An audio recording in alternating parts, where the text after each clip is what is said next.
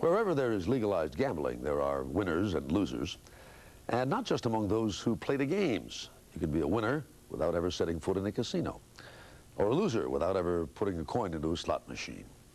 It can all depend on who you are, where you are, and what you do. And the people of one state with gambling are having some second thoughts. Our cover story is reported by Jerry Bowen.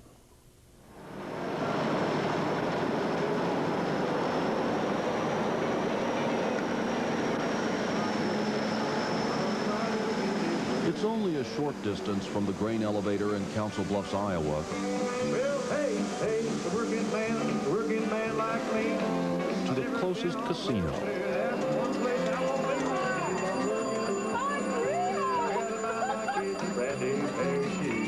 Symbols of life here that are both worlds apart and bookends for the current debate. What Iowa gave up and what it got when it made a deal to go with gambling. In a very short period of time, we've gone from a state that prides itself on its work ethic to one that is priding itself on getting rich quick. Gambling is legal in Iowa now, so it's not whether we should have it or not. It's here, and how do we deal with this monster, if that's what it is? Iowans didn't know quite what to expect when they opened the door to legalized gambling. More jobs and a tax windfall, to be sure, and probably a percentage of the population for whom gambling would be a problem. What they got was more of everything, the good and the bad.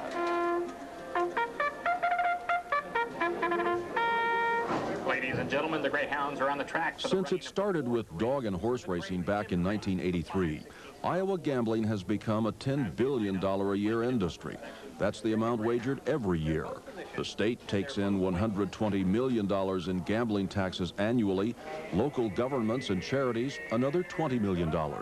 9,000 new jobs have been created. I think it's really excellent. It's one of the best things that ever happened in my hometown. Back in Council Bluffs, not far from that grain elevator, Vern Welch tours the restaurant under construction atop Harvey's, the hotel and riverboat casino, one of 3 casinos in town. There's about 1,130 employees here. Housing starts just a few years ago, about 30 houses. Today it's roughly 600.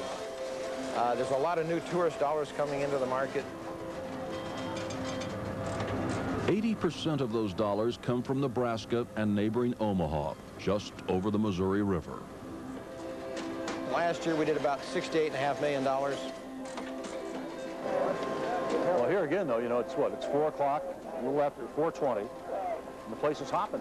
Oh, yes, yeah, it's amazing. And we're creating that mystique, you know, the mystery of casino entertainment. Well, who are the customers? We're getting people off the highways, the freeways, they're stopping in, they've seen our signage.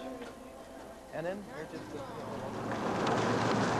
But one town's mystery is another's misery. Just 46 miles east on Interstate Highway 80 is Walnut, Iowa's antique capital.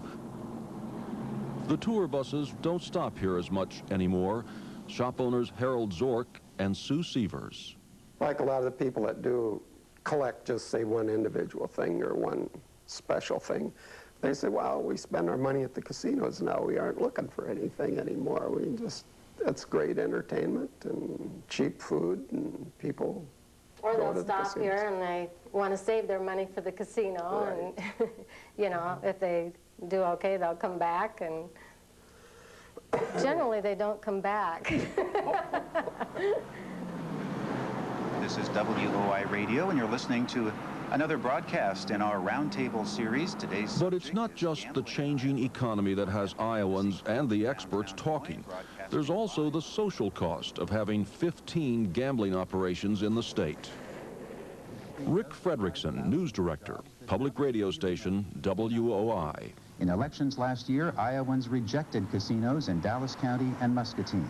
A hotline for problem gamblers received 3,700 urgent calls during the past fiscal year. Gambling critic and state representative Ed Fallon. There's a very condemning statistic, I believe, relating to bankruptcies. The U.S. as a whole had a 12% increase in bankruptcies in 1995.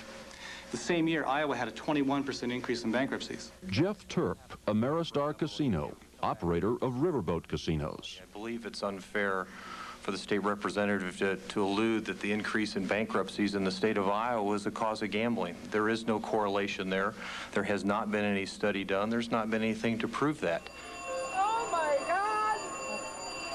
But at a time when Iowa's economy is very healthy, personal bankruptcies continue to rise, up another 35% last year, far worse than during the farm crisis of the early 80s. I think the extent of the numbers surprised people. I don't think they expected the large numbers.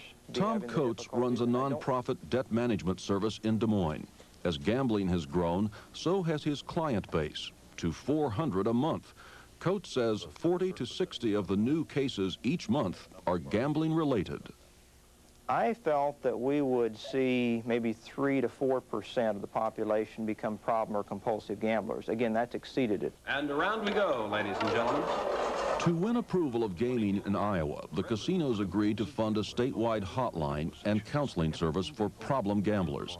A state survey estimated that last year alone, between 43,000 and 92,000 Iowans were struggling with gambling problems. 3,700 of them called the hotline. If you can't stop gambling or you know someone who needs help, call 1-800-BETS-OFF. I'd start out maybe at the dollar, and then if I kept losing, the more I lost, then I'd end up down in the Necco machine. Nurse's aide Pam Scartweet was one of them. Between credit card purchases and gambling, she was $20,000 in debt before calling for help. I would lose average at least $200 each time, and I would use credit cards. I wrote checks there, and then go home feeling worthless on the way home. If any casino speaks to the power, popularity, and success of gambling, it is Prairie Meadows just outside Des Moines. As a horse race track alone, it failed miserably, going $90 million in debt. When slot machines were added, the debt was retired in just 20 months. And Prairie Meadows, a taxpayer-owned facility, has become one of Iowa's biggest cash cows, earning the county $40 million a year. It is also the casino where Pam Scartweet fed her addiction. I think you have to accept the good with the bad. Iowa Governor Terry Branstad. And at the same time, I think we've reached the point where we say we've got enough gambling in Iowa now, so let's put a moratorium in place so it doesn't get any bigger.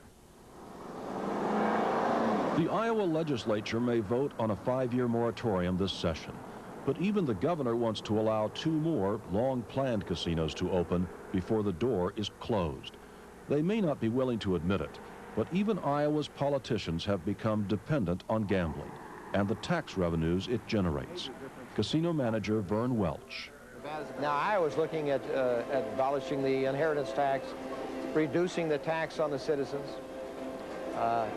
So there is a benefit indirectly by, what we're doing here today.